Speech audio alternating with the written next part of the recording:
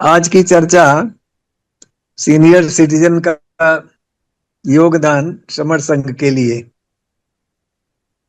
तो इस उसमें मैं इतना ही कहना चाहूंगा, जैसे अभी पाल सर ने कहा कि कोई इंस्टीट्यूशन खुले तो उसमें योगदान हो।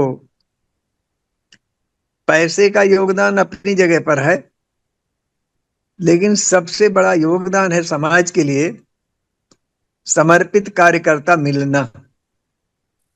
और समर्पित कार्यकर्ता समाज के प्रति जिसके अंदर दर्द है, जिसके अंदर समाज सेवा का भाव है और उसने खुद को अपने आप को सुधारा है। मेरा पहला कहना यही रहता है, पहला तो है व्यक्ति निर्माण। व्यक्ति का स्वयं का सोच क्या है, उसका चरित्र क्या है, उसके क्रियाकलाप क्या है। अगर वो अपनी जगह पर सही है तो उसका परिवार भी दुरुस्त रहेगा।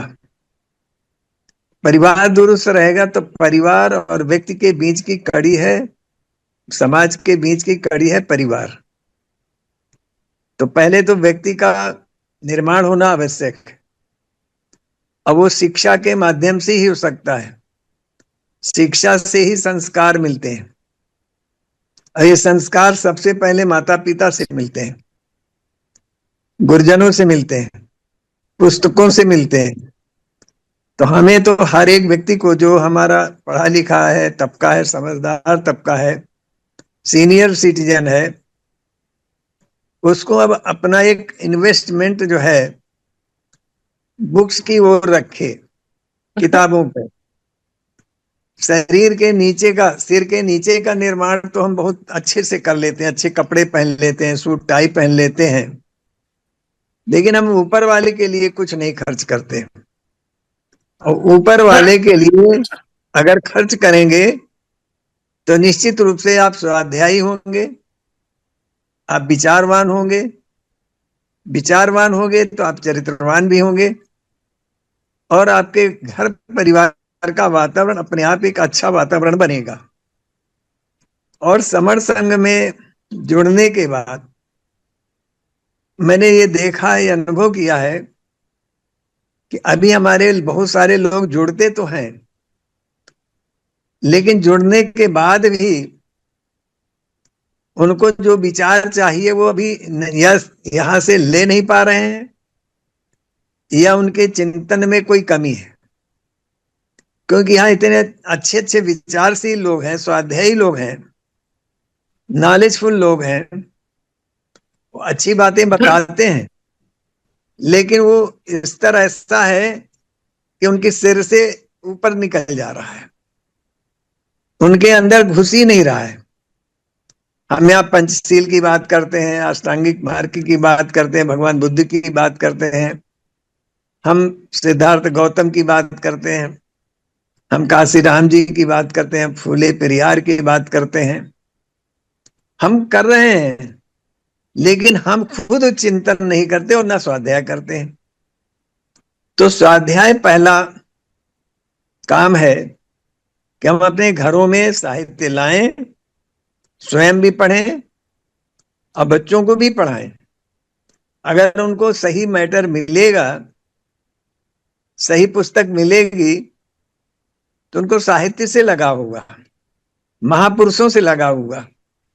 किसी ने ठीक कहा है, पुस्तकें जीवंत देव प्रतिमा है जिनकी साधना आराधना से सब कुछ प्राप्त किया जा सकता है। तो ये जो शब्द हैं कि पुस्तकें जीवंत देव प्रतिमा है जिनकी साधना आराधना से सब कुछ प्राप्त किया जा सकता है। माननीय काशीराम जी, हमारे बोधिसत्व डॉक्टर भीमराव अंबेडकर जी, पेरियार जी, सावित्रीबाई फूले, ज्योतिबा फूले, सारे के सारे लोगों का अगर साहित्य हम पढ़ें तो निश्चित रूप से हमारे मन की मलिनताएं धुलती हैं, हमारे जो नकारात्मक विचार आ रहे हैं वो सकारात्मक में परिवर्तित होते हैं। और उनके अंदर समाज के प्रति दर्द था, चाहे वो कबीर रहे हो, चाहे हमारे समर संत रविदास जी रहे हो, चाहे नानक रहे हो, जितने भी संत रहे, उनके अंदर समाज के प्रति पीड़ा रही है, और उस पीड़ा को उन्होंने समाज को दिया है, बांटा है, और उनके द्वारा कहे हुए वचनों को उन्होंने याद भी रखा है। आज जैसे गांव में भी जाएं तो अनपढ़ा जरूर है, लेकिन रविदास जी के सूत्र उनको दिमाग में है, दोहे उनके हैं, कबीर के दोहे उनके दिमाग में हैं। तो ये कहने का तात्पर्य ये क्या है, समाज के लिए अगर हम कुछ कर सकते हैं तो इस तरीके की वर्कशॉप हमारे गांव गांव होनी चाहिए। गांव गांव जो है सभा मंडप मंडली जाए और वहां लोगों के विचार विमर्श करे, चाहे गद्दे में हो चाहे पद्य में हो, और उनके महापुरुषों की जीवनियों के विषय में अवगत कराएं। हम यहाँ उनके जन्मदिन मना लेते हैं, उनके मरण दिवस मना लेते हैं, बहुत सारे दिवस उनके मना लेते हैं, लेकिन उन्होंने जीवन में क्या किया है, समाज को क्या दिया है, इसकी तरफ हमारा दिमाग बिल्कुल नहीं जा रहा है। कितना दर्द सहा है उन्होंने, समाज से उनको कितनी पीड़ा मिली है, उस पीड़ा को ही उन्होंने व्यक्त किया है साहित्य के रूप में। तो उस पीड़ा को अगर जानना है, उनकी पीड़ा को जानना है, तो हमें उनके साहित्य को पढ़ना ही पड़ेगा। और अगर नॉलेज अगर आपके अंदर है और आपके हृदय में करुणा, दया, क्षमा, सहिष्णुता, सेवा, सद्भावना, सहकारिता, मितव्ययता, ये सारी की सारी चीजें अब जब आने लगेंगी तो आपकी समग्र स्थितियां अच्छी होंगी, आर्थिक स्थिति भी अच्छी होगी, सामाजिक स्थिति भी अच्छी होगी, पारिवारिक स्थिति भी अच्छी होगी। जैसे अभी किसी ने कहा नशे की बात, तो नशे की बात के लिए हमें अपनी आने वाली पीढ़ी को आगाह करना पड़ेगा और उनको हर विधि से बचाना पड़ेगा, उनको प्रोटेक्ट करना पड़ेगा। बुजुर्गों का मतलब होता है परिवार के ऊपर छत्र छाया बनाए रखना, और छत्र छाया तभी बनाए रख सकते हैं जब आप नॉलेजफुल हो, आपके अंदर वो ज्ञान हो, आपके अंदर परिवार के प्रति समर्पण हो। अगर हम केवल और केवल अपनी सुख सुविधा का ही ध्यान रखेंगे तो हम अपने परिवार को बांध के रख नहीं सकते। तो जो अध्यात्म का पाठ बताया गया, अपने लिए कठोरता, दूसरों के लिए उदारता, तो जब आप श्रमशील होंगे तो आपके बच्चे भी श्रमशील होंगे। आप नशा पता से दूर रहेंगे तो बच्चे भी दूर रहेंगे। आप सत्संग करेंगे, स्वाध्याय करेंगे, तो बच्चे भी स्वाध्याय करेंगे। नहीं तो यहाँ तो हम देख रहे हैं पिताजी अपने मोबाइल पे बिजी हैं, बच्चे अपने मोबाइल पे बिजी हैं, स्वाध्याय से कोई मतलब ही नहीं है। आज आपने क्या पढ़ा, क्या सीखा, तो वो चीजों का अनुभव, जीवन के अनुभव बच्चों को बताना बहुत जरूरी है। बिठा करके हम तो कहते हैं शाम को अपने घर में बैठ करके एक साथ भोजन करें, यही अपनी परंपराएं थी, साथ में भोजन करना। उस समय कोई घर की परिवार की समस्या है, किसी को उसको सुनना, समझना। अभी समर्थ संघ क्या है, हमारा परिवार है, तो यहाँ हम सब लोग बैठते हैं, एक दूसरे की बातें शेयर करते हैं, समाज का भी दुख दर्द बताया जाता है, और उसके लिए क्या कर्तव्य हमारे हैं उनको भी यहाँ सिखाया बताया जा रहा है। ये मामूली चीज नहीं है, और एक दिन में कोई चीज होती नहीं है। कोई भी परिवर्तन लाने के लिए समय, टाइम टेकिंग, तो ये जो समय का सिनेरियो है, इस चीज को भी समझना है। आज हमको 3 सवा 3 साल हो गया इस समर में काम करते हुए, देखते हुए, लेकिन जो परिवर्तन हो रहा है, जो थीम चल रही है, बहुत महत्वपूर्ण है। इसके दूरगामी परिणाम आएंगे, निश्चित आएंगे। हम तो खुद जुड़े हैं, लोगों को जोड़ेंगे। भले ही हम दिन में एक लोगों से बात करें, लेकिन बात करें, समर्थन की चर्चा करें, उनको साहित्य दें। साहित्य देने के साथ उनके एक आग्रह, निवेदन पूर्वक, आग्रह पूर्वक करना, कहना है कि भैया इसको पढ़ना आप जरूर। और पढ़ने के बाद उनसे जब दोबारा मिलें तो ये जरूर पूछें कि आपने सर पढ़ा कि नहीं पढ़ा, पढ़ा तो इसमें क्या चीज आपको अच्छी लगी, आपको ये चीज अच्छी लगी कि नहीं लगी। अगर अच्छी लगी तो अब हमें करना क्या है, हमें दूसरों को भी यही बात बतानी है। तो एक से अनेक, हम अगर एक हुए हैं, हम समझ गए हैं, समरसंघ को समझ गए हैं, थीम को समझ गए हैं, तो हमें दूसरों को भी बताना है। और रह गई इंस्टीट्यूशन की बात, इंस्टीट्यूशन खोलने की बात, पैसे की बात, ऐसा नहीं कि हमारे समर संघ में पैसा नहीं है। लोगों के पास पैसा है, देना भी चाहते हैं, लेकिन पात्र कहाँ है जिसको हम दें।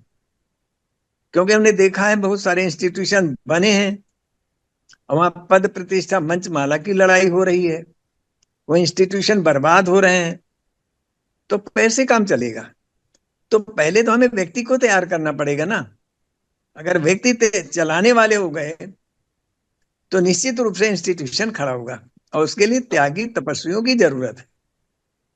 और कैसे आएगा त्याग और तपस्या, जब तक व्यक्ति का खुद का जीवन तप में नहीं होगा, स्वाध्याय में नहीं होगा, तब तक वो कुछ नहीं कर सकता।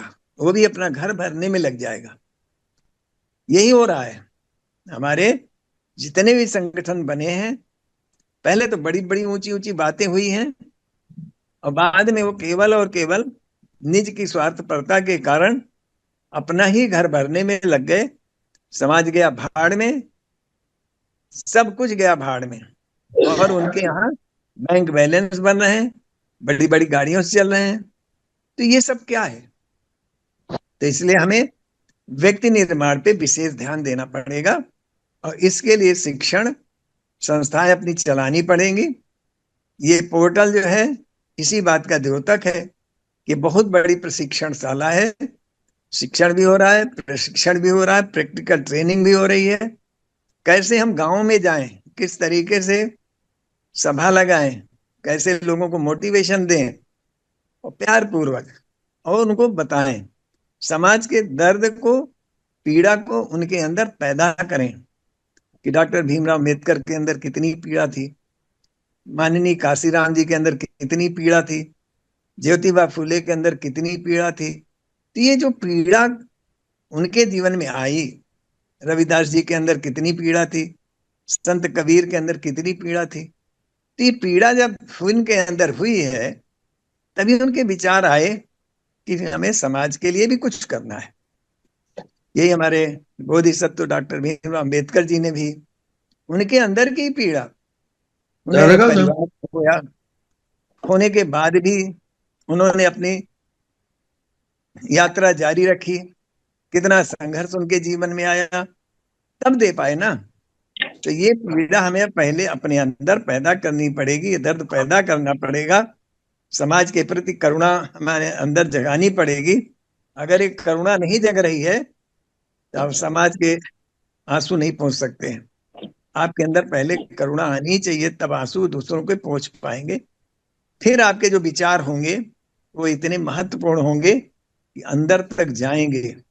आपकी लेखनी में वो ताकत होगी, आपकी वाणी में वो ताकत होगी कि आप लोगों को प्रेरित कर सकेंगे। तो आज जरूरत है व्यक्ति निर्माण की और परिवार निर्माण की। तो इन दो चीजों पर हम अगर काम कर सकें तो समाज का निर्माण अपने आप हो जाएगा। हमारे साथ लोग जुड़ते चले जाएंगे, कारवां बढ़ता जाएगा, तो एक दिन सफलता हमको निश्चित मिलेगी, निश्चित मिलेगी, निश्चित मिलेगी। इसमें दो राहें नहीं, क्योंकि प्रकृति इस समय आपके साथ है और प्रकृति पूरा पूरा आपको सहयोग देना चाहती है। बस उसके साथ हमें जुड़ना है और जोड़ना है। धन्यवाद। इन्हीं बातों के साथ बहुत बहुत साधुवाद। मुझसे बोलने में कोई गलती हुई हो, मेरे शब्द चयन में कोई गलती हो, संग मुझे माफ करे, संग मुझे माफ करे। संगम नमामि, संगम नमामि, संगम नमामि।